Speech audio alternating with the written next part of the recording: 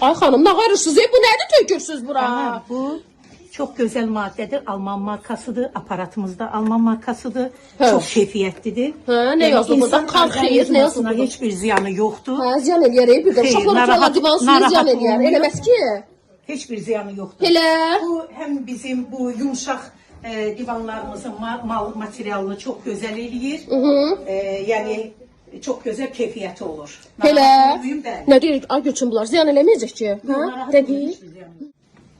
Bu nə deyir? Bu klonkanı niyə sərdiniz ki yerə? Bu niyə salmış yerə? Hə? Yani bu klonkanı ona göre sermişik ki biz temizliği işi aparanda Aha. divanda yani bu yere su tökülmesin, yer ıslanmasın, kolumuz ıslanmasın. Ona göre lüstrümüzü parla silende lüstrü Gül kimi də lüsturlarım. Ağam bastı mənim lüsturlarım. Nə olur mənim lüsturlarıma? Lazım Biz deyil. onu mütləq təmizləməliyik. Böyle şey olur. Düşmüşəm ayağına. İndi qonşular nə deyəcək mənə? Deyəcəklər ki, bax burada iş görə bilmirik. Qonşular da sizdən nümunə götürür, bizi dəvət edəcəklər.